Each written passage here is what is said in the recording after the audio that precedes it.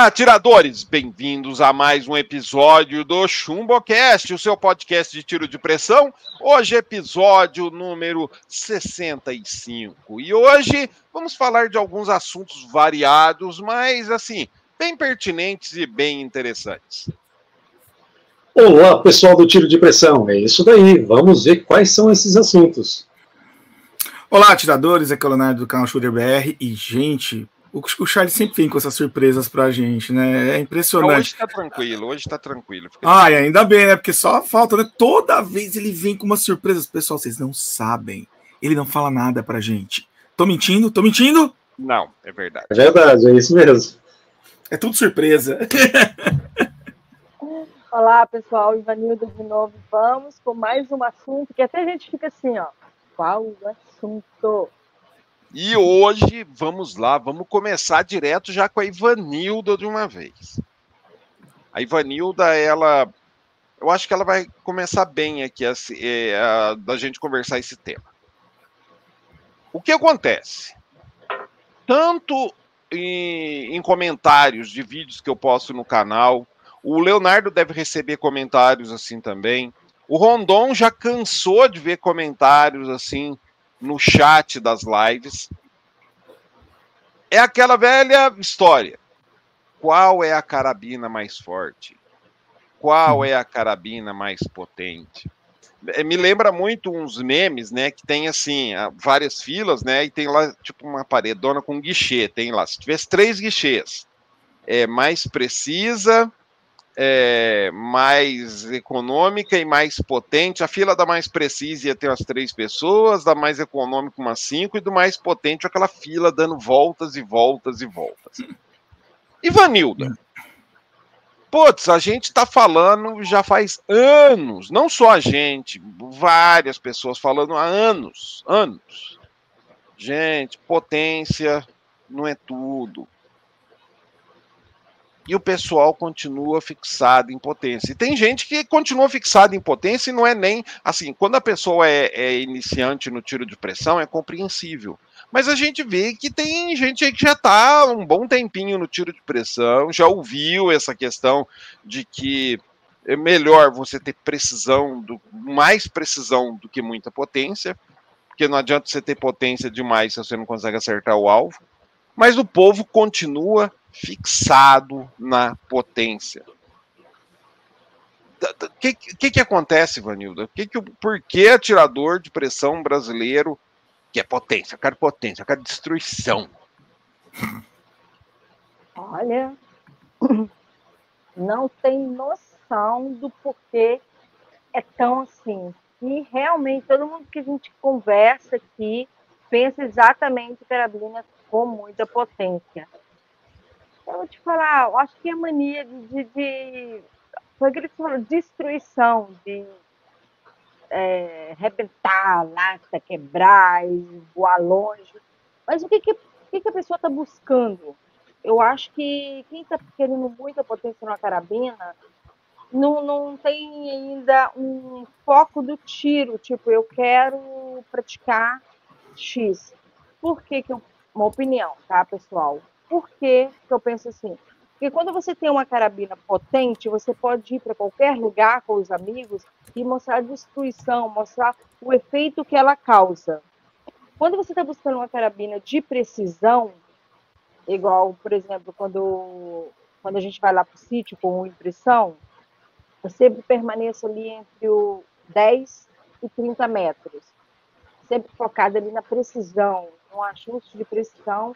E os meninos, os rapazes, os homens, no geral, estão lá nos 70 metros, querendo destruir a lata, arrebentar a lâmpada e assim vai. Então é mais isso, quando você está brincando, você quer fazer essa destruição toda, você quer que a carabina demonstre o quanto valente ela é, tipo acelerar o carro no sinal para arrancar, mais ou menos assim. A gente acelera o carro para mostrar o motor e vai embora, mais ou menos por esse caminho que eu acho. Agora, que eu sou iniciante, que entrei no tiro pensando primeiro em aprender, depois o que eu queria? Eu queria descobrir o que era o papel 10 metros. todo o desafio de você ter uma precisão mais refinada, de você conseguir acertar aquela, como se fala, mosca, né? Aquele detalhe todo. Aí é um foco que você tem que você nem pensa, nem lembra em tanta potência. Você pensa na suavidade e na interação entre você e carabina. Então é muito... Eu fico assim pensando, gente, ainda não consegui ainda descobrir. Eu acho que são pessoas mais voltadas para diversão. Então, creio eu que tem muita gente que quer se divertir, quer voltar à infância, quer ter aquela alegria de quando jogava uma bola e quebrava um vidro na janela do vizinho e tinha que sair correndo. Deve ser mais ou menos por aí. E quem quer a precisão... Agora, com relação à economia, Charles, eu acho que tanto potência como precisão não tem muito o que economizar quando você quer uma carabina boa, né? Então, fica no meio termo. Bom, mas, realmente, o povo quer potência. Mas mesmo as armas de pressão mais potentes não causam a destruição que o pessoal quer, né? Eu acho que tem muita gente que tem aquela vontade de acertar o alvo e explodir o alvo. E não é bem por aí, até pelas próprias características do próprio chumbo, né? Não adianta, você pode disparar um chumbo lá sei lá, 100, 300 metros, 500 metros por segundo, ele não vai explodir o alvo. Charles, eu acho que o pessoal, eles querem trocar 6 por uma dúzia. Não é 6 por meia dúzia, é 6 por uma dúzia. O que eu estou querendo dizer? Eles querem pegar uma carabina de pressão e querem que ela tenha uma potência igual uma arma de fogo. E não é isso que acontece. Nós temos limitação aí no projeto de uma arma de pressão. E por mais que se queira potência, ela nunca vai chegar ao que uma arma de fogo faz. Então, na cabeça das pessoas que não têm experiência, ou até têm experiência, mas por um motivo ou por outro acreditam que esses 6 podem virar uma dúzia. E não é assim, pessoal. Não tem como. Não tem como, matematicamente dizendo, cientificamente dizendo, pegar um projeto de um tipo de arma de pressão e transformar ele em algo super potente. E outra coisa, não é só a potência que eles querem potência, mas eles não abrem mão da precisão. Aí são duas vertentes que não andam de mãos juntas. E isso é muito complicado mesmo. Ô, Leonardo, você acha que um dia isso vai mudar? Charles, eu acho difícil por se tratar de Brasil, porque eu concordo com o Rondon. Eu acho que o problema aí é que as pessoas querem tentar substituir a arma de fogo pela arma de pressão. E são dois universos completamente diferentes. Só que como no Brasil nós temos muita restrição para o acesso a armas de fogo, sempre tivemos, mesmo no passado, agora recente, ainda éramos um país muito restritivo comparado com outros, como alguns países europeus, tipo a Suíça e tudo mais. Cara, tem país europeu que é mais fácil ter uma arma de fogo do que uma arma de pressão, se você for analisar. Tipo, é impressionante. Mas eu acho que por conta disso, Charles, dessa vontade de ter a arma de fogo e não conseguir, o pessoal acaba meio que projetando para as armas de pressão aquilo que eles gostariam de ter. E eu vejo muita gente ainda me perguntar sobre arma de pressão para defesa. Cara, todo dia tem alguém perguntando isso, Charles. Você sabe do que eu tô falando, né? Todo dia tem alguém me perguntando. Olha, esses dias estavam perguntando porque eu queria uma pistola de CO2 que eu pudesse usar para defesa. Tem alguma pistola de CO2 para defesa? Não, não existe arma de pressão para defesa. Não existe, já me falaram que eu posso usar uma arma. Tem alguma forte, então? Alguma outra opção de pistola de pressão forte para defesa? Não, filho, não existe. E aí o cara fica até frustrado. E eu acho que é um pouco dessa projeção. Quantas vezes eu já ouvi, Charles, o cara falar, olha, se eu tiver com a minha nitro armada, eu só preciso acertar um tiro. Cara, no olho, geralmente no olho, um tiro na cabeça, um tiro no olho. Cara, é uma coisa tão assim estúpida, mas ao mesmo tempo tão difundida, que eu imagino que vai demorar muito tempo para a gente conseguir mudar essa realidade, as pessoas entenderem o que é de fato uma arma de pressão, qual é a concepção básica de uma arma de pressão. Armas de pressão já foram usadas para isso, num passado muito distante. As primeiras armas realmente eficazes de lançamento de projétil eram armas de pressão. As armas de pressão, na verdade, vêm praticamente juntas com as armas de fogo, até um pouco antes das armas de fogo. Mas não foram eficazes para isso. Por isso que não permaneceram dessa maneira. Por isso que as armas militares não são de pressão hoje. São todas de fogo. Por quê? Porque o projeto não foi eficaz. Já foi usado, mas não era eficaz. Então, quando as pessoas entenderem qual que é o grande objetivo hoje de uma arma de pressão, que está muito mais ligado ao caráter esportivo, small games, etc., a gente vai conseguir conscientizar as pessoas de que potência não é tudo. Tanto é que os britânicos são excelentes usuários de arma de pressão, com armas de pressão de 16 joules. 16 joules. Eu acho que isso tem muito a ver, cara, com o fato de brasileiro você ter um gosto por filmes de ação norte-americanos, em que tudo explode, né? Então o cara pega lá, e filmes atuais, você pega, por exemplo, o filme do John Wick, pô, o cara não erra um tiro e arrebenta tudo. Então o cara, e no Brasil, arma de fogo é difícil, é cara, aí, e assim, só o preço e a burocracia já afasta muita gente, né? Aí o cara, ele fica com aquela vontade de fazer igual o John Wick, né? De pegar as armas e estourar as coisas tudo. E aí ele tenta achar isso na arma de pressão e não consegue, né? E vem aquela... A vontade existe. Mas vamos lá. Essa aqui vai para o Rondon agora. Eu preparei uma pergunta para um tema aí para cada um de vocês para a gente conversar. Rondon! Também você já viu isso trocentas vezes. Hoje foi para o ar, a gente está gravando esse episódio aqui já no dia 20 de janeiro, a gente grava antecipado. E foi para o ar hoje no canal o teste prático da primeira luneta Airgun Rated que passa aqui pelo canal, que é uma Nikon Stirling Air King, que agora está sendo importada oficial pela FXR. Até então, não existiam lunetas Airgun Rated vendidas no Brasil, né? Para quem não sabe, luneta Airgun Rated é uma luneta que o fabricante preparou ela e vende ela para carabinas Springer. Então ela aguenta lá a vibração, o recuo em sentido duplo lá, da carabina Springer, enfim. Ela dispensa o uso de malte de absorção de impacto como o Scope Angel, diferente das lunetas comuns. Mas sempre tem aquele cara que fala assim, mas eu tenho uma luneta XPTO aí, cara, é luneta comum. O cara fala qualquer marca, qualquer zoom. Mas eu tenho a luneta tal. Eu uso ela há 3 anos numa Nitro X1000 com gas RAM de 120 quilos, com um tranco que parece um cavalo doido, e ela nunca quebrou. O que acontece, Rondon? Será que tem luneta premiada que não quebra mesmo? Será que isso é lenda?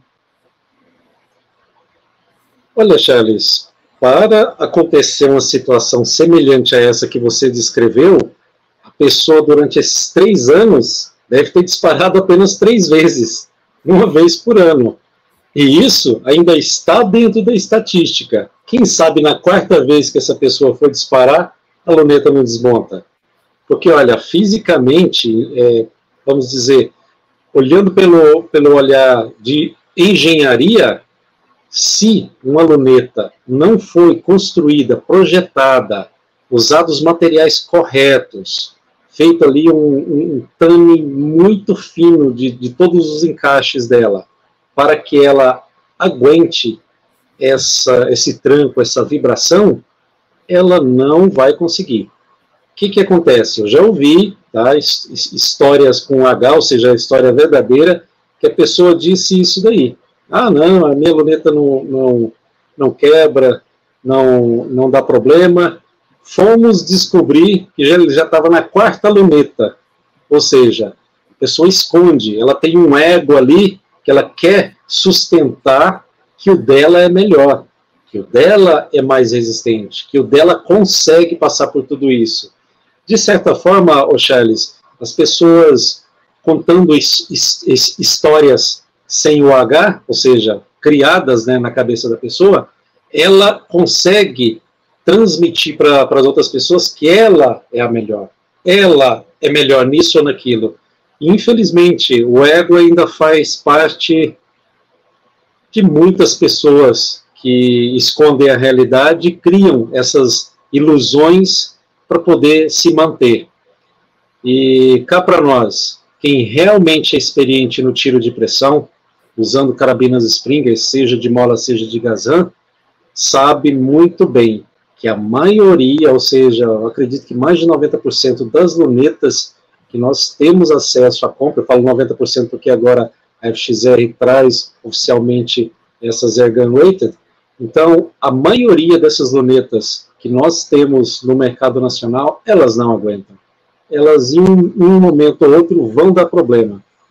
Eu passei por isso, enquanto não existia o Scope Angel, eu acabei com 2 lunetas minhas. 2 lunetas, uma na carabina Super Magnum e uma na carabina que estava com Gazan de 45 quilos, ou seja, super fraquinha, e mesmo assim a minha luneta foi para o espaço. Graças ao nosso amigo Silvio lá de Caruaru, recuperou as 2. E olha, eu acho que é muito mais um ego inflado da pessoa querer se mostrar que ela diz isso, que ela cria essa situação que a luneta dela é inquebrável. Pode existir? Pode, mas a estatística é tão pequena, mas tão pequena, que eu acho que a pessoa talvez ganharia na Mega Sena acumulada antes disso acontecer. Bem, eu penso assim. Leonardo, o que você acha? Charles, eu tô com um Rondon nessa, porque é fisicamente impossível. Elas são construídas para um tipo de aplicação que são as armas de fogo. Por exemplo, a pessoa fala, mas é uma luneta que aguenta muitos joules. Tá, mas muitos joules em armas de fogo, que tem só um curso de recuo. E elas são projetadas para aguentar um curso de recuo. Elas não são projetadas para aguentar o segundo curso de recuo e todo o conjunto de vibrações de uma arma de mola. Então, tecnicamente falando, eu acho que o Rondon está sendo gentil de falar que é como ganhar na loteria. Não é, porque o projeto não aguenta. É a mesma coisa que você pegar um avião de passageiros e resolver fazer acrobacia com ele. Ah, mas não quebrou. Não quebrou no primeiro looping. No terceiro, quarto vai quebrar. Entendeu? Tipo assim, não é uma questão de se, é de quando e vai ser rápido. Entendeu? A gente tem casos aí de avião que fez manobra brusca, o Charles sabe disso, que ele tá na área, né? Que perdeu o leme. Perdeu o estabilizador. Cara, sabe, são coisas assim que o pessoal cria lendas, que eu acho que é muito nesse sentido que o Rondon falou também, porque a minha não quebra. Cara, de verdade, pega uma luneta dessas padrão mesmo, lunetas caras, cara, bota uma Continental em cima de uma Nitro. Cara, eu acho que ela não aguenta 100 tiros. Começa que vai começar a desregular toda hora. Você dá 2, 3 tiros, a luneta desregulada.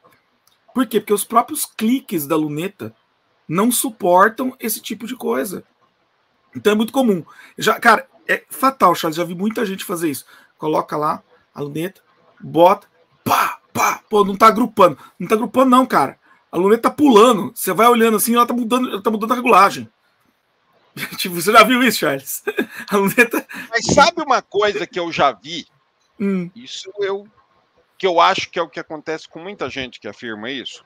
De um cara que falava isso. Ele tinha a carabina dele, era uma Sag R1000. Uma luneta 4,32 da Rossi. Sem scope end, nada.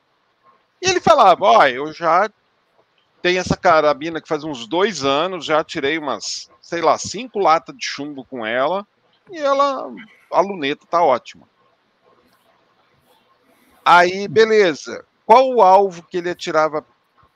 O menor alvo que ele atirava era uma latinha de tinta, daquela de 1 litro. Aquela lata, assim. Ele não tá bem percebendo que tá mudando, né? Exatamente, ele não percebia. Porque para ele, se acertava lá, a arma tava boa. Começa até cair o retículo. Só que cai o retículo. cada vez acertava num lugar. E para ele acertou, então estava tudo bem. Aí no dia que ele tentou fazer um agrupamento, não agrupava nem que a vaca tossisse. Aí ele tirou a luneta, pôs a 10 metros, na mira aberta ela agrupava. Aí que ele descobriu que a luneta tinha quebrado. Ela dançava o retículo, cada vez que você atirava, o retículo ia para um lugar. Agora, Ivanilda, tem... Só para fazer um comentário. Rondon falou também uma coisa aqui importante. Eu já vi gas ram de 35 quilos quebrar luneta. Não existe peso de gas ram seguro para uma luneta dessas comuns. Não existe. 35 quilos quebra. Eu vi uma CFX com gas ram de 35 quilos quebrar a luneta. Boa. Não é luneta vagabunda, é luneta boa. Agora, Ivanilda, a gente sabe que uma luneta Airgun Rated é cara. No Brasil, pra você comprar certinho, a Melissa tá dando uma miada aí pra vocês, gente. Vai lá, vai, Melissa. Ela quer ir tomar uma aguinha, vai lá. No Brasil, uma luneta Airgun Rated vai começar aí, se você pegar uma 432, vai custar aí na faixa dos 2.000 e pouco. Daí o cara vira e fala assim, Vanil. Mas... Pô, vamos dizer que ele consiga comprar uma luneta simples por, sei lá, R$300. Ele vai falar, nada justifica de uma luneta dessa custar aí 8, 7 vezes o preço de uma luneta comum. Isso é exploração. Isso é propaganda enganosa. Isso aí é conversa só para tirar nosso dinheiro. O que você acha desse tipo de papo? A mesma coisa do cara chegar lá no seu restaurante e pedir lá um prato japonês feito com peixe congelado, né? Aqueles filé de merluza congelado e querer comparar com um atum fresco. Por aí, Charles. É engraçado, né? Porque quando você quer qualidade, ainda tem pessoas que acham que qualidade não implica custo, né?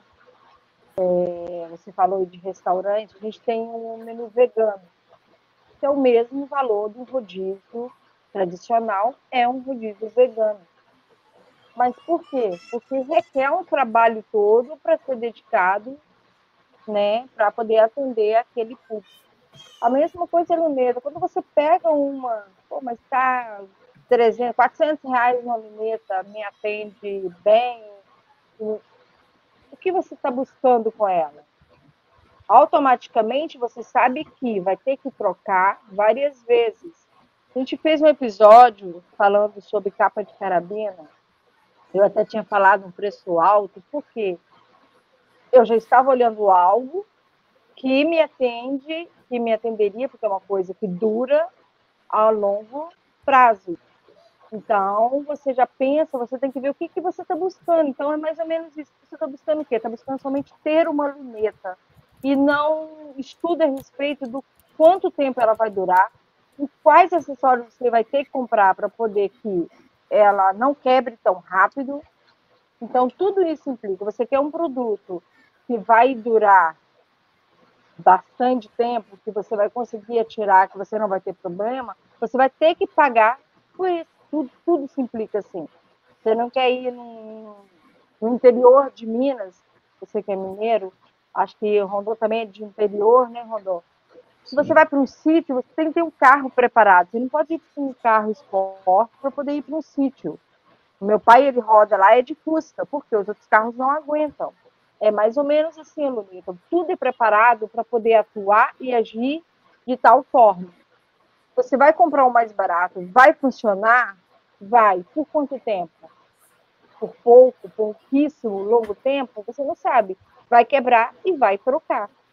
Então, tudo é questão de custo. É você ver o material que você quer e seguir sua linha. A dica a gente vai dando, cara, não funciona.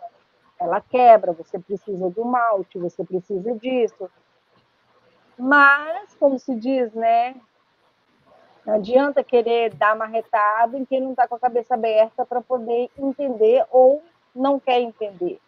Ou talvez, né, por muito, eu até penso um pouco assim, quer ter o produto, mas não tem o acesso financeiro para ter um top, vai ter um paralelo, aí sim é compreensível.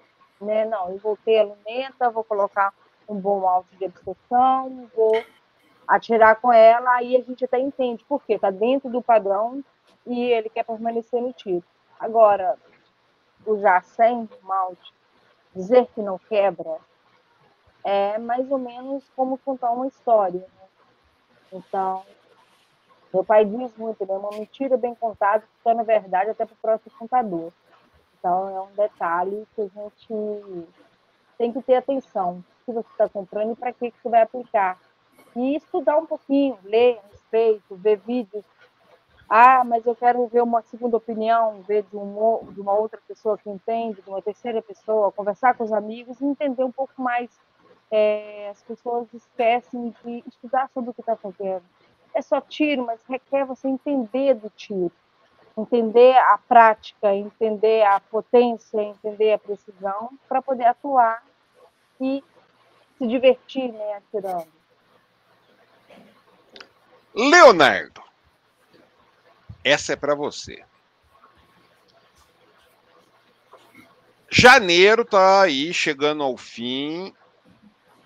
Não sei se você tem prestado atenção. O Rondon com certeza já notou isso. É significante o aumento das vendas, de anúncios de venda de armas usadas, armas de pressão usadas. Uhum. É gente desistindo, é gente com o saco cheio da insegurança jurídica, falta de lugar para atirar, aperto financeiro. O que você acha disso? Porque está aumentando, assim, bastante, né, o Rondon? A gente tem visto aí gente que não está vendendo só carabina, está vendendo tudo. Sim. O cara está vendendo vende a carabina com toda a tralha de tiro dele. Ou seja, o cara está praticamente abandonando o esporte. Sim. Como é que você vê isso? O que é a causa disso na tua opinião? E tende a piorar? É algo sazonal? Charles, vamos lá. Janeiro sempre tem aumento de venda de carabina. Sempre. E tem um motivo, né, gente? De janeiro a abril, o brasileiro é massacrado. Nós temos aí IPVA, IPTU, imposto de renda, tem uma porrada de tributos e taxas em janeiro. Janeiro também, infelizmente, né, janeiro, fevereiro, é o mês das multas. Que a galera sai para viajar, volta e recebe um monte de canetada, né? Então, são meses pesados, muito pesados para o brasileiro em geral. Muitas vezes o cara está com o salário já comprometido em janeiro, só pagando IPTU, IPVA e as multinhas que vieram para trás. Isso come o salário do cara inteiro. Tá? Acontece com muita frequência. O salário de um dos membros da família é ir só para pagar essas coisas. Então, Charles, eu creio que o grande problema que a gente tem nesse período é essa questão orçamentária. E soma-se a isso esse ano toda a questão da instabilidade do tiro, que obviamente está fazendo muita gente desistir.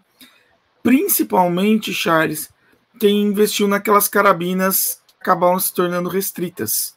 Eu estou vendo muito isso, muita gente que acabou investindo pesado, mas investiu nas 6,35, 9mm, 7,62. Eu tenho aqui em Ribeirão mesmo, tem umas 6 pessoas nessa situação, que o cara não tem uma 5,5, ele só tem 6,35 para cima.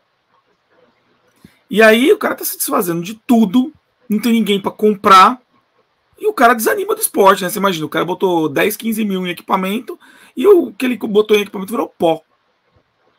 Então o cara não vai voltar. Esse cara, ele perdeu totalmente o tesão do tiro. Você imagina você investir, passar 4 anos investindo, montando esse equipamentinho, a hora que ele está 100% bonitinho, vem o governo e fala, você não vai mais poder usar isso aí. E aí você vai tentar vender, você não consegue nem quem compra. Que é o caso. O cara desanima. Então, para mim, é uma conjunção de fatores. Nós temos essa questão da instabilidade jurídica, das perdas que levam muitas pessoas a desistir, porque houve perda financeira para muita gente nessa história, né? E eu vi muita gente também desistindo de loja de tiro, de clube, entendeu?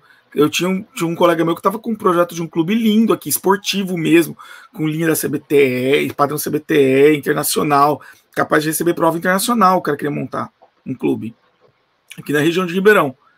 Desistiu do projeto. Ele ia investir quase 10 milhões no projeto. Desistiu do projeto. Entendeu? Então, assim, tem esse aspecto, e se soma a isso o fato do início do ano ser de fato um momento onde o brasileiro fica muito apertado. Muito apertado por causa das contas do Natal, por causa das contas das multinhas de fim de ano, dos IPVA da vida, dos IPTU da vida. E você, Rondon, o que você acha disso? Olha, Charles, eu assino embaixo em tudo que o Léo falou.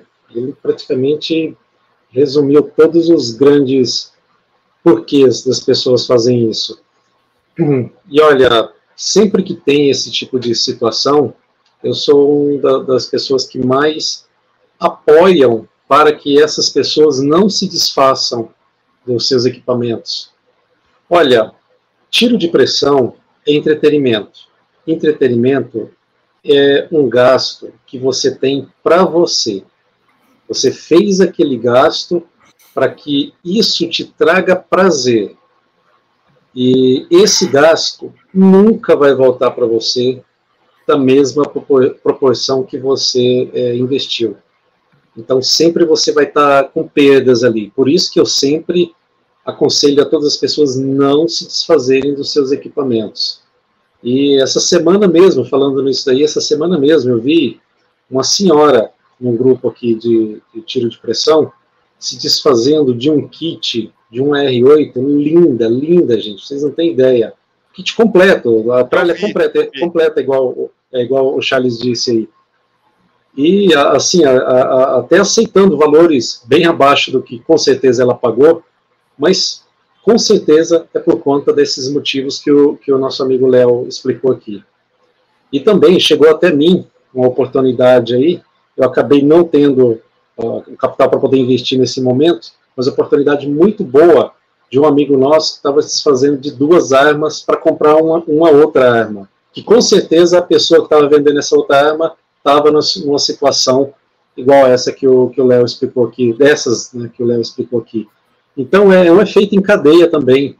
Então uma pessoa com uma ou mais armas tem a necessidade de se desfazer dela, isso gera um efeito em cadeia em outros atiradores. E isso acaba, de certa forma, afetando o esporte no Brasil inteiro. E é uma pena, realmente é uma pena isso acontecer, né? E essa época sazonal agora, principalmente. Então, eu sinto muito pelas pessoas que estão se desfazendo, porque é algo muito bom, muito prazeroso, e que a pessoa, por um motivo ou por outro, tem que passar aquele equipamento para frente. E na maioria das vezes com um valor que não é o valor devido, ou seja, bem abaixo daquilo. Então eu sinto muito por essas pessoas. Mas você sabe uma coisa que eu tenho notado também, o Rondon, que além dessas questões que o Leonardo apontou, medo. A gente está vivendo um momento aí político complicado. E isso, gente que já fez esse desabafo para mim aqui pelos canais de comunicação do canal, né? Do tipo assim, minha mulher tá meio assim receosa, minha mãe tá receosa, de tipo assim, do cara, por ele atirar de pressão, isso acabar implicando ou identificando ele como, vamos dizer assim,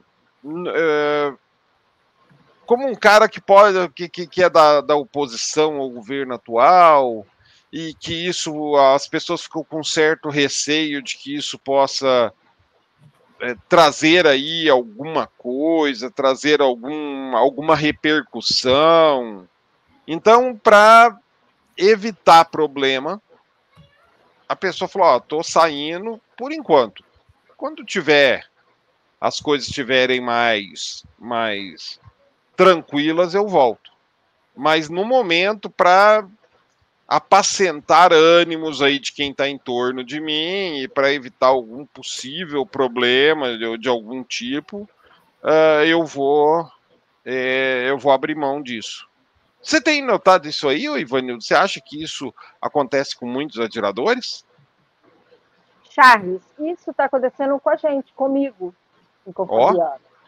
Nós mudamos para um condomínio novo e final de semana é um dia que a gente não atira de forma alguma, porque é um condomínio aqui que 50% são casas de veraneiro. Então a gente sabe que no final de semana está cheio. E como somos novos e as pessoas já têm novos, entre aspas, já tem 5, 6 meses que estão morando aqui, as pessoas não nos conhecem. Então, reduziu, acho que 60% a rotina de tiro que eu tinha, porque eu atirava todos os dias, né, na outra casa. Aqui eu primeiro observo se tem um pet shop em frente, se eles não estão trabalhando naquele dia para eu poder atirar, porque se o carro tiver eu já não atiro, né, porque pode causar um alvoroço no cachorro. Então, assim, você tem que observar mais para você poder praticar o esporte. Então, você observa mais os vizinhos para que você não seja julgado.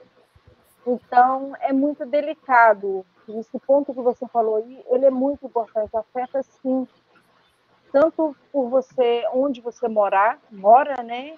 Como também pelos vizinhos que você tem, a sua atuação e a frequência no esporte. Então, assim, eu digo que desde que mudei para cá, eu estou sentindo muito, muito, muito, porque eu tinha uma rotina muito assídua e agora eu estou com uma rotina ocasional. Eu observo primeiro o entorno para depois eu praticar por um tempo não tão quanto eu gostaria e pronto. Cessa tudo, guarda tudo. Eu tinha aquele prazer imenso de ver minhas carabinas na parede e fazer a limpeza delas, dar aquele carinhozinho, quase que conversando com plantas, né? E hoje não, estão guardadinhas dentro do armário. Então, assim, afeta-se muito. Tudo, porque você tem que observar. Isso é no geral, você tem que sempre estar observando o entorno. Agora, desfazer do material, no meu caso, jamais. Eu acho que foi um investimento que você fez, então você esquece que tem aquele valor guardado. E eu digo que a minha situação é correr atrás de uma forma diferente, porque eu sou bem otimista e sempre creio que tudo, em algum momento, pode melhorar. Então, se você desfazer, talvez você não vai ter mais condições de adquirir novamente. Sendo assim, você vai deixar de ter um esporte que é, sim, um lazer, é um entretenimento, mas que também ele é quase que um psicólogo, um bom amigo, que consegue te aliviar, te desestressar. Então, é um esporte que requer muito da sua cabeça, muito de concentração, para quem atira, né, com mais precisão e tudo. Então, assim, é quase que uma terapia quando você está atirando. Então, acho que tem que pensar um pouquinho se vai desfazer ou não. Realmente não tem outra alternativa, não tem. Pronto, não tem como. Aí sim. Mas o contrário, avalia direitinho, atira menos vezes, como eu estou fazendo aqui, uma, no máximo 2 por semana. Como se diz, fique com um camaleão, vai se adaptando, mas tente não desfazer. Gente, eu tô derretendo. Ai, suor. Mas é isso. Tá muito calor. Nossa, tá muito quente. Então, gente, esse foi o episódio de hoje do ChumboCast. Muita coisa a se pensar. O tiro de pressão vai muito mais do que pegar a carabina e disparar. Espero que vocês tenham gostado. Dúvidas e comentários, deixa aqui embaixo no campo dos comentários. Deixe seu like, muito importante para o canal. Se inscreva para o próximo episódio e até mais. Até mais, pessoal. Até mais, pessoal. Um abraço.